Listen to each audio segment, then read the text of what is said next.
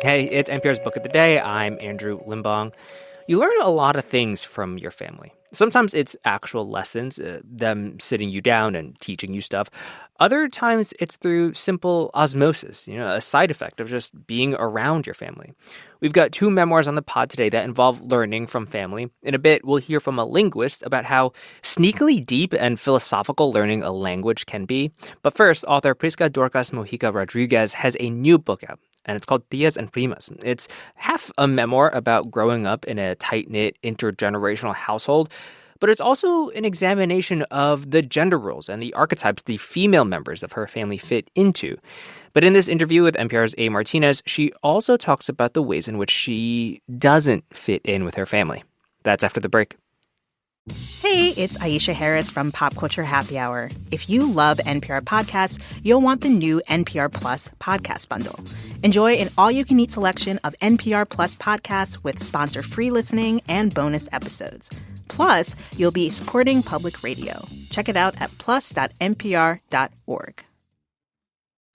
Donald Trump has won the 2024 election. How did it happen, and what are his plans for a second term? Find out by listening to the NPR Politics Podcast. We'll keep you informed every weekday with the latest news from the presidential transition. Listen to the NPR Politics Podcast. All right, let's be honest. Families can be a lot sometimes, and I should know, I have a big one. Among many other family members, I was raised by my mom and her 5 sisters, my 5 Tías, in one little house in Koreatown in Los Angeles. And while it was a lot sometimes, they made me, me. In her new book, Tías and Primas, or Aunts and Cousins, author Prisca Dorcas Mojica Rodríguez centers the women in her large Nicaraguan family. Her family's a lot like mine, a lot of people under one roof. And I asked Prisca what people are missing when they don't grow up with several generations in the same place. You miss the richness of what it means to be influenced by that many different people. Because, they all were raised probably in the same house and with the same ethics, but they're all going to be really different. It's a lot messier than having this nuclear American family. You learn to what you tolerate, what you can't tolerate, but you have to learn it on the go with these people because they are so invested in you as a person. And I've had to figure out how to be oh, you can't say that. But my partner has never had to figure that out with his family because it's just his parents who barely talk about anything. Yeah. So let me pick a couple of tías and primas and describe them for us. So let's start off with La Prima Perfecta, which translated means the perfect cousin. Yeah. You know her. She's probably the oldest, and she's just seen and not heard and is very respectful. She wears just the right length of skirt. She gets the right grades. She makes her parents proud. Other parents compliment her parents for how good they did with her. So she is just holding on to, I think, a lot of pressure that was put on her. And ultimately, the book is to critique the systems in place that create this person. And I'm trying to give that prima permission to break free from it. Latinas have all kinds of stereotypes built up on them through popular culture, through Hollywood, being submissive or spicy. Was that part of the reason why you wrote this book, to kind of just offer a different perspective on this? 100%. What is missing when we just focus on the spicy stereotype? Who do we lose along the way? So it was sort of, we lose La Tía who sees fantasmas. I think we lose people who have a lot more nuances to them, too. So you mentioned La Tía who sees fantasmas. So tell us who she is, the aunt who sees ghosts. I was excited to write this one because when I try to tell people ghost encounters outside of Latina communities, I get looked at like I need to be institutionalized. And it just feels so unfair to my experience growing up, where all my tías have ghost encounters, all of them. And so it was really normal to talk about it. So what can it be was the point of that chapter. So maybe there might be somebody who's struggling with mental health, but also maybe they're struggling with displacement. My mom's specific encounter with the paranormal is when people die and she can't get to Nicaragua fast enough. And so they visit her and say goodbye to her. So I don't have an explanation for this Tia. I just want her to exist. Like, what if we just allow it to be a creative outlet for people? She's not hurting anyone, so why don't we just not diminish her experiences with the paranormal? So, Prisca, if you ever come out with a new edition of the book, I wanted to offer 2 chapters that I could write for you. I have 5 aunts that I grew up with. 2 of them are closer to my mom's age. My mom was the oldest. So those 2 I would consider Las Tías OG.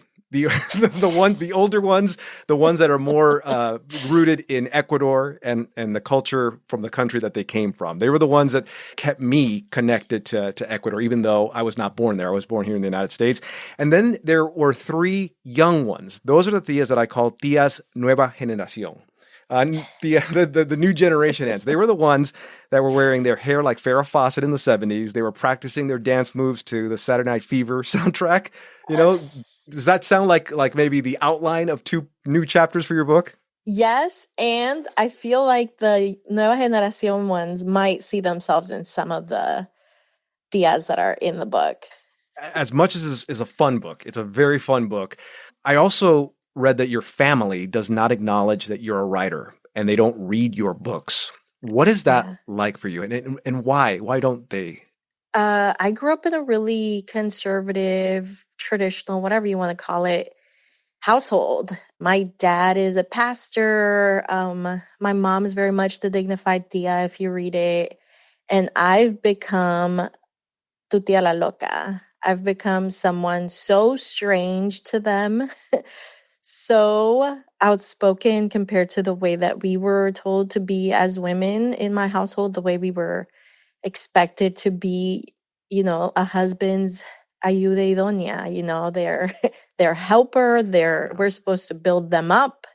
I don't do that. I critique and I scream and I cuss, and I think it's scary. It's like an OGs versus the new era of kids. Like that conflict that's happening, that can be really scary if your family's still holding on to very traditional values. So, Prisca, I mean, sometimes when I have an author on, my last question is, what do you hope people take away from the book?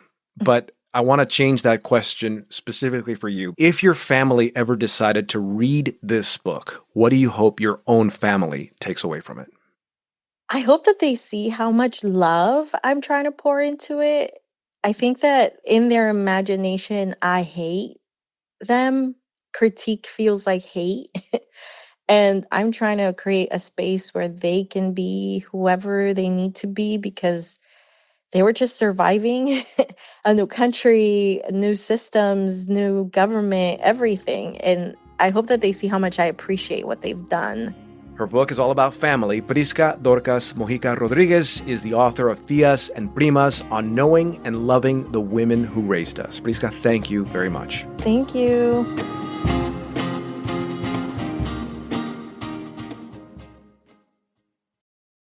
If you're a regular listener of the Book of the Day podcast, then you probably enjoy some other NPR podcasts too.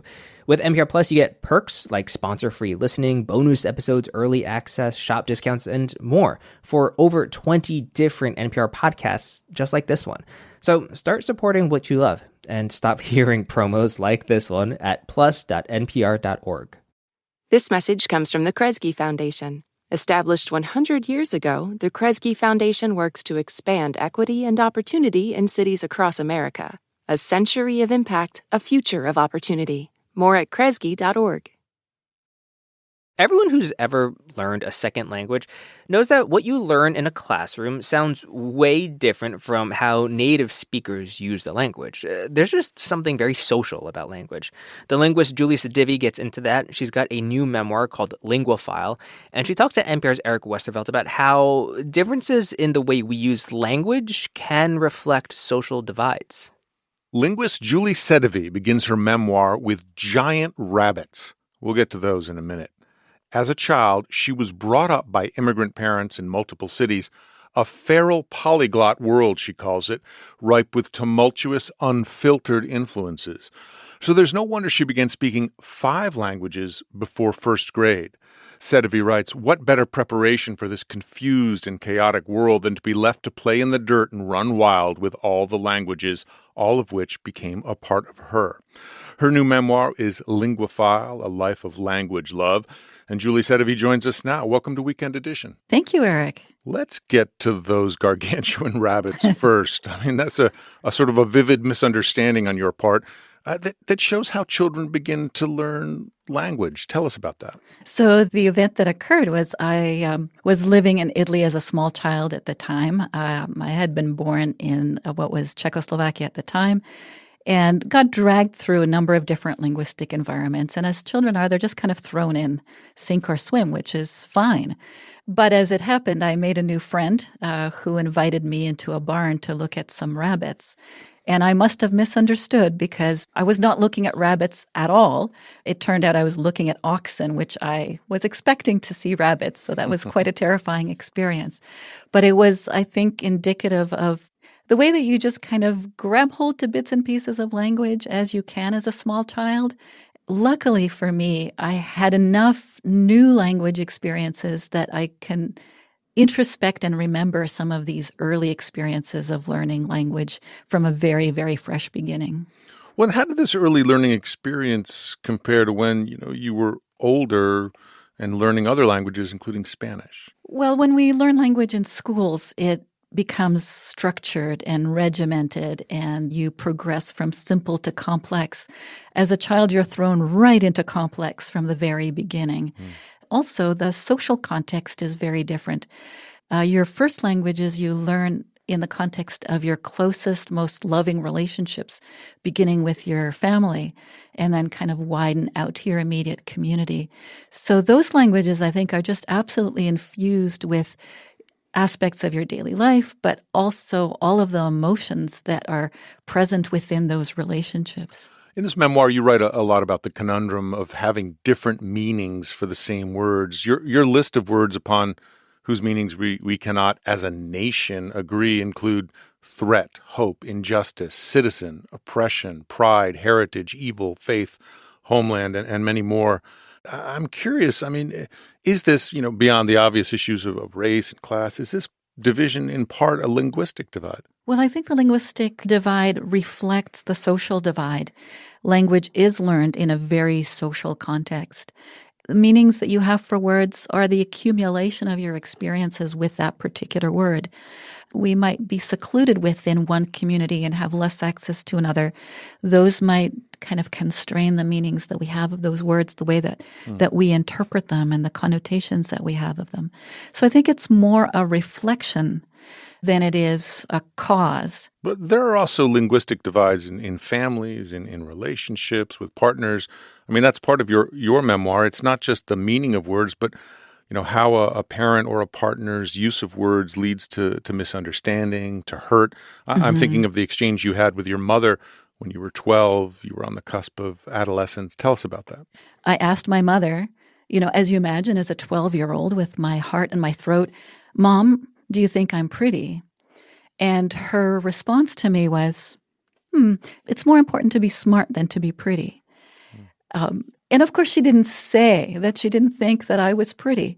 But you can imagine that the mind of a 12-year-old would have taken that comment and internalized it in a particular way.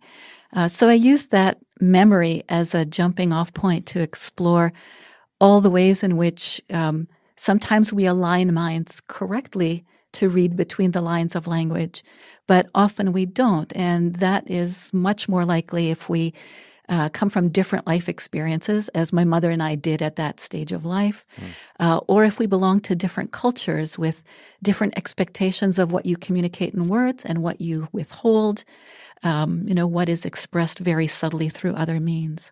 I was relieved a bit to read some of what you wrote about the aging brain. We all fear losing language or the ability to communicate as well. The tip of the tongue problem of not being able to recall a specific word or a name as instantly as you used to. It's a loss of proficiency a lot of us fear as we get older, but you point out that the aging brain actually has some linguistic strengths. Tell us about those. Yes. In a sense, it's a sign of abundance, the fact that we've accumulated much more linguistic material than a young person. So I draw the analogy that asking a 20-year-old to retrieve a new word that they've learned is a little bit like asking them to walk into a minimally furnished apartment and find the one new book that was purchased there. In comparison to an older brain that has enormous amounts of material, that would be the equivalent of asking them to go into a house in which they've lived in for 40 years and accumulated bookcases full of books, and they might have trouble finding that one particular book. Interestingly, older people really don't show the kind of language deficiencies that you might expect as a result of that slowing. And that's because of the body of experience of language that they've accumulated over their lifetimes. Their libraries are full, and it's full of wisdom as well. Yeah, and I think that this is just one way in which that accumulation of experience manifests itself and offsets some of the decline that does happen through the process of aging. So you've written about this lifetime of studying words and how people use them. How do you imagine your understanding of linguistics will enrich your older years? Well, I think in my older years, it's enriched my entire life, I think. It's made me, I think, a more attuned and alert writer. It's made me take enormous pleasure just in watching or participating in conversations. And as I get older, it I think, gives me a sense of reassurance that even though language operates under tremendous cognitive pressures, it's also tremendously resilient. We have so many capacities as human beings to connect with each other even when language falters or when it becomes limited. So that, I think, has taken the edge off for me, the fear of cognitive decline as a result of aging. I really think that there will be endless ways in which I'll continue to enjoy and use language well. And when I can't find the right word or my keys, I'm going to say it's a sign of wisdom, and my bookshelf is full. Your bookshelf is full, and you're just having a little bit of a hard time rummaging through it at the moment. Julie Sedivy, her new memoir is Linguaphile, A Life of Language Love. Julie, thank you. It was a pleasure. Likewise. Thank you so much for having me, Eric. And that's it for this week on NPR's Book of the Day. If you want more, you can sign up for our newsletter at npr.org/newsletter/books. I'm Andrew Limbong. The podcast is produced by Danica Panetta and Chloe Weiner and edited by Sierra Crawford. Our founding editor is Petra Mayer. The show elements for this week were produced and edited by Avery Keatley, Samantha Balaban, Melissa Gray, Rena Advani, Destiny Adams, Gabe O'Connor, Adriana Gallardo, and Monsi Karana. Beth Donovan is our managing editor. Thanks for listening.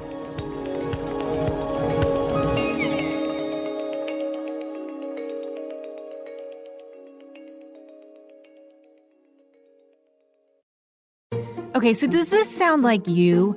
You love NPR's podcasts, you wish you could get more of all your favorite shows, and you want to support NPR's mission to create a more informed public. If all that sounds appealing, then it is time to sign up for the NPR Plus bundle. Learn more at plus.npr.org. Do you feel like there's more on your to-do list than you can accomplish? Or maybe the world's problems feel extra heavy these days. We can't eliminate stress, but we can manage it. It's almost like I have a new operating system now. Like I tend to live more in this light. Stress Less, A Quest to Reclaim Your Calm, a new series from NPR's Life Kit podcast. Read about the impact of women in music with NPR's new book, How Women Made Music, A Revolutionary History from NPR Music. This stunning anthology offers original writing and illustrations, interviews, and photos.